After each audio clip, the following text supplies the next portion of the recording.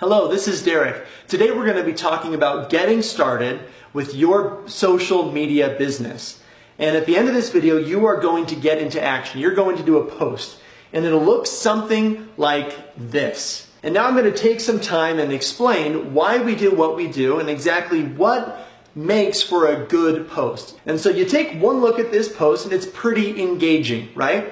But we have a format. After doing hundreds and thousands of these posts, we know exactly what needs to happen, when and where to make this a successful post. So the first thing is the script. And you will get a script from your sponsor, the person that introduced you to the toothpaste and to the business, and they'll give you a script. And you want to tweak that, make it your own, use your own emojis. The second element to this post is, of course, the before and after. And a lot of people will start there, but the problem with that is as people are scrolling through their phones, they end up seeing a big thing of teeth, and it's not very engaging, right? So, to make it more engaging, we put the third element, which is a picture of a person, of you, right? Smiling, doing something with lifestyle or whatever, which now their brain connects, okay, this is my friend, this is a really cool before and after, and then they start to read the script. Right? So this is what we do. And let me go over a few other points to this on ways that we make these posts really successful to put money in your pocket quickly. We're going to start by going over some guidelines, some do's and don'ts. The whole point of this post is not to give people all of the information that they need to make the decision. It's to create curiosity. So don't tell the company name or the product name. Don't give a lot of details in the comments. If people are asking questions, great. It means they're curious. Don't spoil their curiosity by answering right there. Just write simply, I will send you a private message. And then you answer their questions through the private message, right? Don't do a picture of the product. Again, you want to create curiosity, direct people towards you instead of directing them towards Google or maybe somebody else that they know that might be involved with the toothpaste. So, other things that we do not do as part of these posts, we do not make income claims, we don't sell on third-party sites, and we only use one before and after. One is enough, too many, it just starts to look way too salesy. Things that you do want to do, you do want to ask questions, you do want to have fun, and again, you want to be the movie preview, you want to be the trailer, you want to create some curiosity. So let's talk a little bit more about timing. And again, after doing hundreds and thousands of posts, we know when is the best time. Monday through Thursday, these are the times. Morning, lunchtime, and in the afternoon or evening, it would be best, right? When people are out of work or whatever, able to look at their phones. These are our times for Friday, Saturday, and Sunday. Friday, we find that later in the day to lunchtime is good. Not in the evening, right? Because people are going to be out maybe doing stuff or with their family on Friday night. Saturday, again, people might start their day a little bit later, so 10 a.m. to noon. And then again in the afternoon, evening shows to be okay on Saturday. And again, different times on Sunday. So first of all, to create a successful post, you need to aim for these windows. Now, a hot post is one that gets a lot of attention and a lot of traction. And there are some things that we do to make our posts into hot posts. One, of course, is timing. You need to make sure it's up when people are actually looking at their phones, right? The next thing is you don't want to post again for at least 12 hours. I've done this before. I've had people post on toothpaste and then right afterwards they go and they post something else about going to lunch with their kids or something. And that's great content, but the problem is you just pushed it down. So now people aren't seeing your toothpaste post, they're seeing you at lunch. So you want to give it about 12 hours before you post anything again. And when you do post again, make it lifestyle, make it light, make it fun. Now you want to shoot for 10 or plus comments.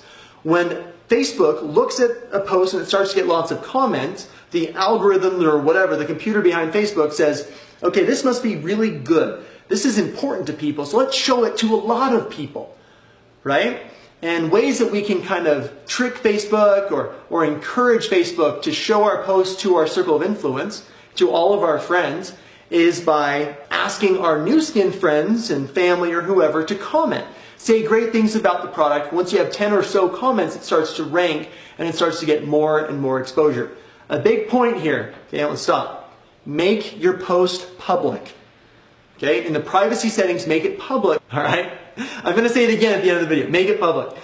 And then You want to limit the amount of business posts. Some people will go from the extreme of never posting about business to all of a sudden posting daily about different products and things. And you want to limit that to about 3 times a week that you're posting about business, with other posts being about lifestyle, being about your passions in your family or whatever is most important to you. So that kind of goes over timing. Now let's talk about your first campaign. Your first campaign will have 3 steps. There'll be 3 posts that you do in a series that make up your first social campaign. This is the first post. Again, check out the script, the before and after picture, and the picture of him with his kids, right?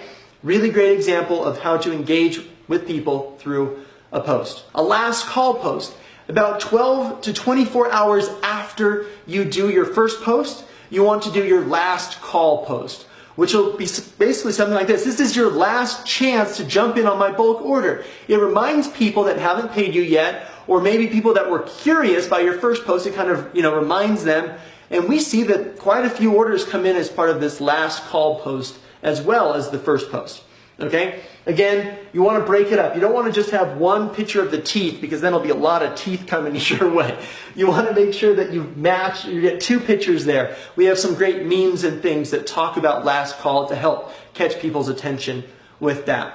Once you gather all those orders, you place it with Nu Skin in a bulk order. They ship you a box of product, and now you have your OMG post.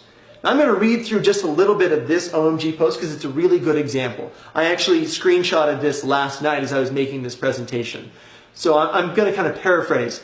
This is kind of ridiculous. In 3 days from a toothpaste post, I was able to pay for Rob and Jackson season passes to 6 Flags, flowers for Hayden's backyard garden. It sounds like their family is having a ton of fun, all because of a toothpaste post. Now this is where she starts to talk about the OMG part, right? For those of you that know me, know that I don't have a lot of time, if any, to add more to my overflowing plate. But this was an opportunity I just couldn't pass up. Anything that benefits my family is a win for me. If you're looking, this is the invitation part, if you're looking to make some extra income, shoot me a message so we can chat. Free to join, no sales quotas, no monthly auto ship. And so when you get your money from the toothpaste post, okay, find creative ways to have it enhance your life, so that you, with your OMG post, can now turn it into a recruiting environment. These are the 3 posts that make up your first social campaign. And you'll do this again and again and again with yourself, but the key is to expand, and with this OMG post, she's going to be able to get other people to do referral posts for her. Now, a lot of people, as part of their OMG post, will include the toothpaste, showing the box of product, but they always turn it away so you can't see the actual product. That is your first campaign. Let's talk real quickly again about that first post that you're going to do right now when you get done watching this video. When you start to see these comments come in, it's really exciting, right? Oh, I'm interested, or tell me more about it, me, or whatever. I've seen lots of different things. You want to be positive and fun as you're fielding these comments. Don't respond to their questions. Don't answer it right there. They might ask how much it is or whatever. Don't resist the temptation to answer it right there. You want to write the same thing. I'll send you a private message. Now you take the conversation and do it as part of the private message. When you're at the private message section, you want to answer it quickly, but let your personality come through. Be genuine. Again, you know these people, right? These are your friends on Facebook, so you can treat them like friends. Be straightforward, be confident, assume the sale. Somebody gave me some great advice, a simple script. I'm so happy you want to try this toothpaste. You're going to love it. It's $23 a tube and lasts for about 2 months. I just need to know where I'm sending it and how many tubes you want. On your first post, again, this is the process. You ask for the retail price. You collect your orders. You collect payment through Facebook Pay or through Venmo or PayPal. There's lots of different ways.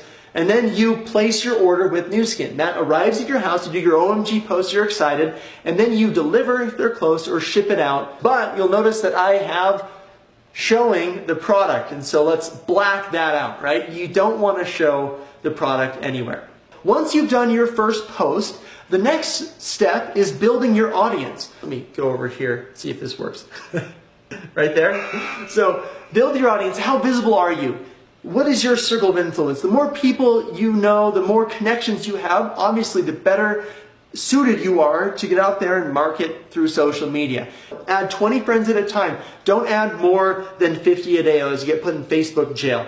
Find groups that you click with. Find friends of friends and people that you might know as acquaintances and start liking them. Now try to steer away from other Nu Skin contacts. If you look at mutual friends, you might see a Nu Skin person in there and just say, okay, that's my friend's person. Great, let me go find one of the other gazillion people that there are on Facebook. You also want to build an attractive profile. Good picture of yourself with showing some of the elements that you like. You want to make sure that you don't share a ton of videos.